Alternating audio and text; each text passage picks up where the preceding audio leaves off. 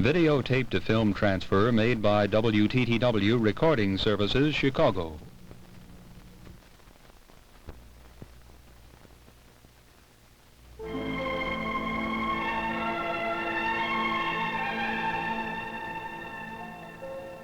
The 30s, the bitter Depression years. Thousands of unskilled Southern Negro farmhands, made expendable by machinery, streamed north, fleeing poverty and seeking new opportunities. These fleeing people found refuge where they could. One of their havens was a community near St. Louis, which by the 30s had become entirely Negro. Today, Negroes, many descended from this rural migration, live in one of America's largest Negro towns. This is Kinloch in St. Louis County. The hopeful flight of these migrants has often ended in futility.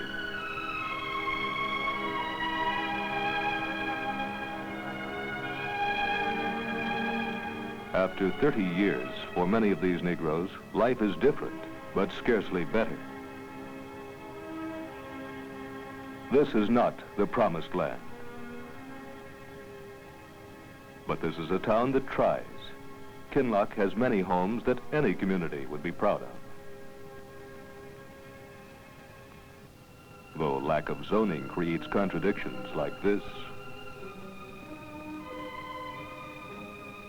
changes have come. Modern 1 to 4 bedroom federal housing units,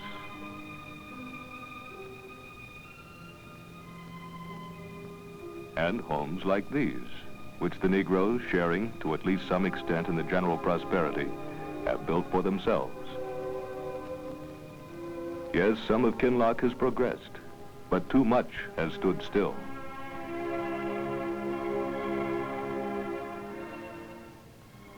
Why is 56% of Kinloch's housing rated deteriorated or dilapidated? Why do 1/3 of the houses have outdoor toilets? Because Kinloch remains rural, it has no industry to help pay taxes, to bring in water and sewers.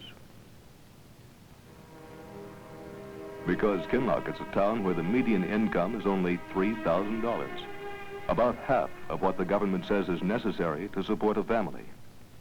Because 4 times as many men are unemployed as in the average of the surrounding St. Louis County. Yes, the economic upsurge has touched too lightly and too few homes in Kinloch. To suggest that a town like this should pull itself up by its bootstraps is an exercise in futility. Though initiative is there, resources are lacking desperately. What is it like to be young in such a town? 57% of the population is under 25 years of age. Kinloch has the highest percentage of young people in any town in Missouri.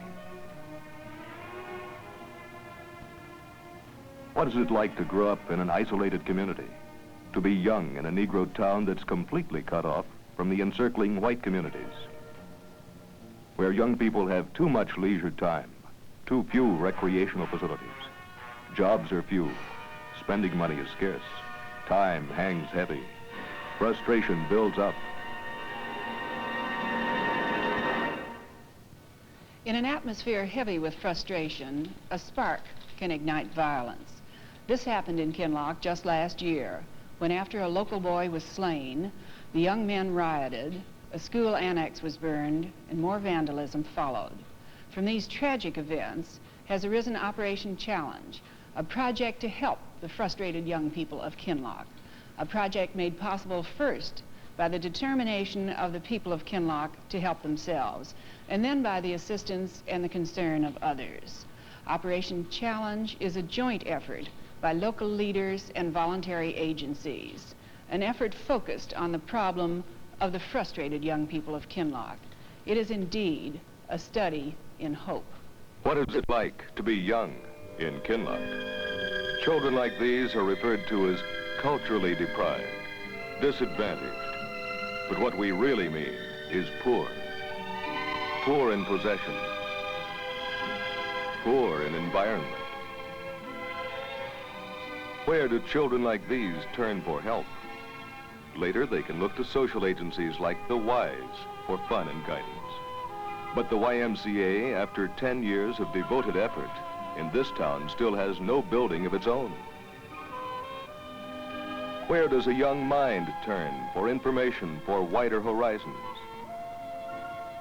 Such a child can look to the library, but in Kinloch, the library, due to lack of local funds, is open only 3 days each week.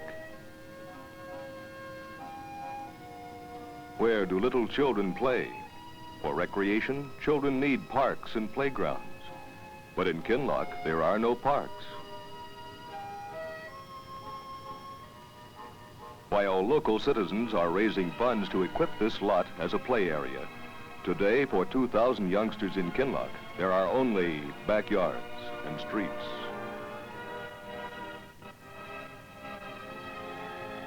But of all the needs of childhood, school comes first. What is the school situation in Kinloch? Its citizens pay the highest school tax rate in all 97 municipalities in St. Louis County, higher than neighboring Berkeley, higher than prosperous Clayton. What does a Kinloch child receive for this large amount of tax to his parents? On his schooling is spent an inadequate $303 per year, while the Berkeley child next door gets $509 spent on his education, and the fortunate Clayton child gets $920 worth of schooling each year. Does the state of Missouri spend extra amounts in areas like Kinloch so that public education could rightly be called equal? No, the state appropriation is $105 per student, to Kinloch, to Berkeley, to Clayton. It would appear then that public education in Missouri is actually not one kind of schooling for all our children, but is one kind for prosperous towns and quite another kind for poorer areas. Kinloch High School is at the north edge of town. A stone's throw away is the community of Berkeley. Just 50 feet from Kinloch High School, the fences meet, a sort of Berlin Wall, where a child here gets $509 spent on his schooling each year, and a child here gets $303 worth of education. I asked about this low budget. Unfortunately, we have had to eliminate and sacrifice in areas where quality education runs high. Biology and chemistry have to be taught in the same classroom with a handful of laboratory equipment. Our shop is inadequate. Much of the equipment is broken and outdated. In the skilled trade training areas, our students, like so many other students in poor school districts, are desperately needing the best of training in this area. Our loyal and faithful citizens in Kinloch have gone the limit in paying taxes for our schools. Our best resources are our children, our teachers, our principals, who often sacrifice to the very limit to obtain and to provide education, where in an area there is insufficient funds. In Kinloch, help is needed in many areas. Where is help to come from? In the fall of 1962, the board of the Mid-County YMCA, deeply concerned over the civil disturbances that had taken place the earlier summer, took a good look at Kinloch and at the YMCA program. Action was needed, and it was needed fast. Action came from a joint Kinloch YMCA strategy committee, a common front of agencies and citizens, a real working committee that was to lead to the involvement of many people, both in Kinloch and in the St. Louis area. We will hear in succession some of the key people of Operation Challenge. First, Mr. Edmund Rogers, Clayton attorney and past chairman of the board of the Mid-County YMCA. We realized that we had to do something and do it fast. Our study showed us that there were 3 areas in Kinloch that particularly needed help: employment, recreation, and education. All the committee were looking around for a project that a small group like ours could handle, since we obviously couldn't handle all 3 of these areas. It was actually Bob Lance, who realized that the senior class of Kinloch High School presented a particular problem. 57 seniors graduating into an already crowded labor market. Mr. Lance saw a way in which we could help. So very truly, it is due to his perception that Operation Challenge was conceived. Well, Operation Challenge was actually sparked in January of '63 when we brought to Kinloch an Education for Family Living program. The Freund family, whose foundation had sponsored this project for the past 3 years in different parts of the county, came along for a visit. They were impressed, as we all were, to see 560 high school youth, their parents, and their teachers talking and discussing together the problems of the family. It was here that seniors brought up these kinds of questions. Where do we go from here? Do we have a chance? We were all impressed by their eagerness and sincerity. It was then that the Freund Foundation decided that they would make an additional grant available to help these high school seniors for their future. Thus, Operation Challenge was born. Mr. Freund tells why he arranged the grant of funds that brought Operation Challenge into being. We wanted to give the youth of Kinloch a chance to help themselves. We felt the need to supplement areas where there were no public funds available, nor were there any agencies to give these children a chance in life. Guidance was the key word in Operation Challenge. We did not want to do something for the children, but merely provide the resources for them to help themselves. And so Operation Challenge was born. It was a starting place, a beginning, experimental, tentative, but conceived with two sound aims: to further the chances for college for those seniors who had college potential, and to secure further job training and jobs for the others. With 57 graduates, there just wasn't enough time, nor funds, nor manpower to aid all 57 in any depth. So a committee chose 20 seniors, those who were judged to be best equipped to take up what was beginning to be thought of as the challenge, intending to find those who merited further education and to discover what jobs or job training were best suited to the skills and the abilities of the other seniors. This called for testing. Well, here, of course, rose the problem. In our schools, we'd always done some testing for academic achievement, but we had never had any real program of individual vocational guidance. We had no way to test for job skills and special aptitudes, and time was running out. We didn't have the normal 3 or 4 years to work with our seniors. We only had weeks before these graduates would be out on their own. But then Miss Ruth Porter of the YWCA led us to the Missouri Employment Service. Here, Mr. Charles DeLargy, its head, and Mrs. Maxwell, youth advisor, offered special help in testing to see who was fitted for what kind of job. Mr. John Lawler Sr. headed this project. Now the Missouri Employment Service swung into action. We didn't abandon the rest of the class, but we gave aptitude tests to every one of the 57 seniors. Tests in their clerical and manual dexterity, their special aptitudes. Then the strategy committee went into further testing in greater depth with the 20 selected students. It was my job to counsel individually with these boys and girls, to explain to them the results of this depth testing and to show their strengths and their weaknesses. In a time, at the summertime, when there were 8,500 young people out of jobs, 5 of our boys found jobs on their own, 7 were placed through the contacts of the YMCA, and 2 through interested Kinloch citizens. I have never seen such courtesy, cooperation, and eagerness as this group displayed. But the very best plan of all was one that was brought out by Mr. Rogers. I felt that Operation Challenge should be supported by the people of Kinloch and not by us outsiders. So we set out to get a Kinloch sponsor for each of our young people. Someone who would help him get a job if that's what he wanted to do, help him go to college if that's what he wanted to do, and help keep him or her there, wherever it was.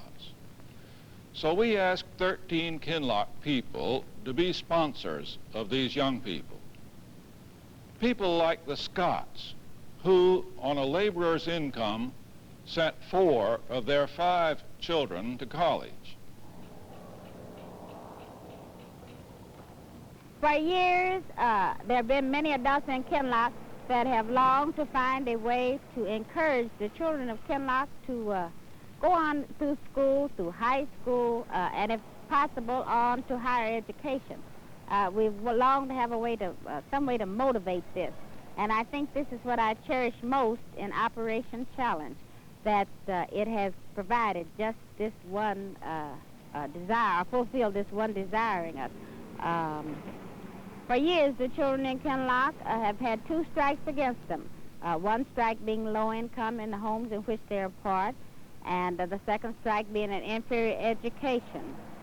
Inferior education not because of the qualifications of our teachers and our instructors, but because the money that we're permitted to or allowed to spend for each child is just not enough to give an equal education to the children in Kinloch. And yet we desire to encourage the children of Kinloch not to say we're poor and we can't go any farther in education, but to say we're poor but we must go farther in education, and that we can go farther in education.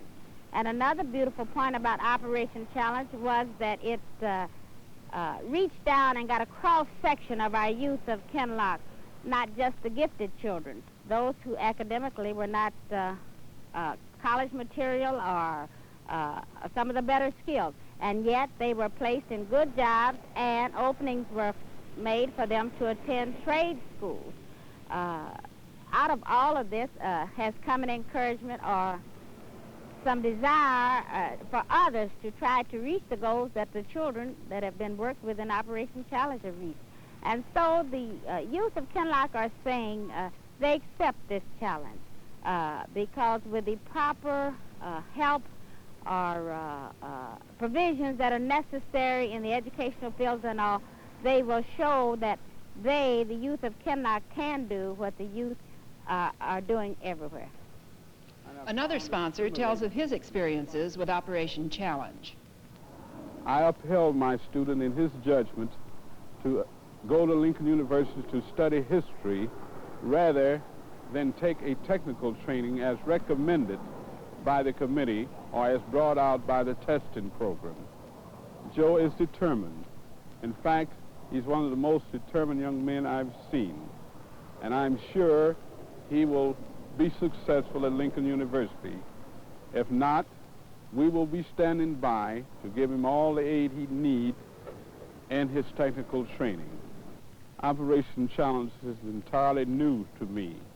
The idea of the adults of this community showing the kids that we're really interested in their future is an exciting experience in my life. Of course, the teachers have always shown interest in the children. Yes, we've always tried to counsel our students. Some of them even come back in later years and tell us of their progress and their problems. But the thing I liked most about Operation Challenge was bringing in outsiders. Mr. Renneker, Mr. Parker, and Mr. Trowbridge spent many endless hours working with this project. Their example really lifted us up. I have found that our 10th and 11th graders are striving harder this year because they want to be a part of Operation Challenge. Another teacher was impressed by the attitude of the children who weren't chosen. You know the 37 who were not chosen for Operation Challenge, you would have thought that they would have been hurt or envious. But when it was explained to them why only 20 could participate, why they were very proud of the ones who were chosen. We hear a lot of conversation out here about our children not achieving, but many of them don't achieve because graduation from high school seems like the end of the road for them. Graduation should be a happy beginning, but for many of our children, graduation begins a lifetime of frustration and disappointment. Operation Challenge has developed in many of our children an image of achievement instead of frustration, and they are in need of this kind of motivation. Operation Challenge gave the seniors two kinds of motivation: job motivation and motivation toward further education. Here's Leon Jones, whose tests showed mechanical ability. Leon is learning to become an auto mechanic and is getting on-the-job training in an auto assembly plant. I feel a confidence in my job that I wouldn't have felt without the tests and personal interviews. The test showed us what we could and couldn't do and exposed to us jobs we didn't even know existed. And now Ford Motor Company has given me the opportunity to prove myself.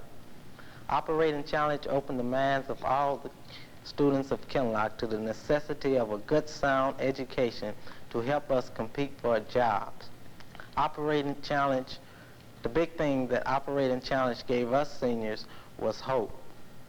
And hope has already become a reality for 12 students who are now in several colleges. Most of them would not be there without Operation Challenge, without the job help, without the scholarship aid, without the tutoring program. Here's Dorothy Turner, who hopes to become a mental therapist. In the meantime, is working for college credits at Harris Teachers College. Dorothy, could you have made it to college without the help of this project? No, I wouldn't have been able to make it to college without Operation Challenge.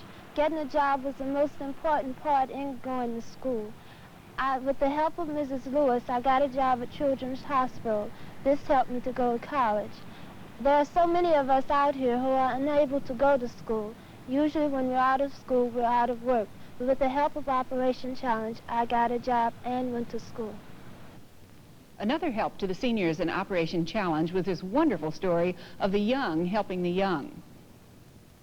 Mrs. Ruth Porter will tell of the beginnings of the tutoring program of summer '63. One of our principal concerns was to assist the students in Kinloch with the tutoring program. We were able to develop one with the help of William Biggs, a student at Washington University, and through the campus YMYW there, he was able to recruit 25 volunteers. We needed a place to have the tutoring program, and Father Forrest of Holy Angels Catholic School in the community was very cooperative. He let us have the use of the school throughout the summer months. There were 75 students enrolled. They were taught mathematics, English, and science. Originally, the program was intended for just high school students, but when we opened, about 15 youngsters from the elementary grade said, "We want to come and learn too." This was one door that we felt we had to open. The important thing to remember that these youngsters enrolled, attended regularly because they wanted to help themselves. There was no school credit that was given for any of the subjects. At the end of the session, they were quite unanimous that they wanted the tutoring program to return again. And now, as we approach mid-year, what's the progress report on Operation Challenge? Its first group of 20 seniors. Well, 15 got summer jobs, 12 are in college, 2 are in the armed services where they'll get job training, 5 are working full-time and going to school at night. This adds up to a pretty impressive record. It's been clear, of course, that the lives of these 20 young people have been touched by the work of close to 150 people in Kinloch and in the St. Louis area. Here are 3 of the key people in Operation Challenge. Mrs. Ballou, you've known these 20 young people for all of their high school years, most of them all of their lives. What would you say is the most impressive thing about Operation Challenge? Well, I would like to talk about the sponsor idea. For some of these boys and girls, it was the first time that an adult, other than a teacher, I had taken time to sit down and talk to them just about himself. For us in the schools, it was a tremendous lift and a rewarding experience to have the sponsors and others in the city of Kinloch to help. And to know that the whole community was interested and had shown interest and pride in them was a great help to these young people. For the adults of Operation Challenge, I should think this was a very good experience. Then Looking back to other meetings, I should think that there wasn't any self-consciousness, no standing ceremony, no hesitancy on anyone's part. Everybody assumed his responsibility, rolled up the sleeves, and just started to work. This included students and all. What of the future, Bob Lance? Do you have the resources to carry on Operation Challenge and possibly to enlarge it? Here's what is needed. Counseling, much earlier. To wait until the senior year is all wrong. The Kinloch school system can't afford a counseling and testing system, and they can't. We'd like to find a way to make this financially possible. Second, vocational training is needed for those seniors who are graduating and going out into the labor market. Good equipment is needed, but it's costly. Third, jobs are needed, both on a summer basis and on a full-time basis. Fourth, four-year scholarships are needed. Nothing is more harmful to a student to have a one-year scholarship and then have to drop out at the end of the first year because of financial difficulties. Fifth, more adult Kinloch sponsors are needed to help these seniors as they graduate and face the problems of life. Fifth, and finally, a coordinator is needed to bring the resources together from both within and without Kinloch. A coordinator who will work with the school system, a coordinator who will bring together the best resources from individuals, from corporations, from foundations, from organizations that will help bring Operation Challenge to its best. Mr. Freund, what is the significance of Operation Challenge? I think we have shown that where public funds and public agencies are not available in areas such as Kinloch, there is still much that the private citizen can and will do to help these youngsters out. We've also learned there's a great reservoir of interest among these young people which only needs the proper guidance to tap in. Again, we see the use of the word guidance as the key word in Operation Challenge. Not in the sense of taking these youngsters by the hand, but more in the sense to show them that we care. And if we care enough, we would like to help them find the resources to help themselves. Then we can go on to the successful conclusion, arm in arm. And so these people took up the challenge, and they went to work on this local problem of educational disadvantage, a problem that grows out of the nature of the community itself. Kinloch's road ahead is long and it's hard, but these concerned people saw a way to take the first small step. Operation Challenge has offered opportunity to 20 young people. It has offered a whole new hope to an entire community. Operation Challenge is indeed a brave beginning.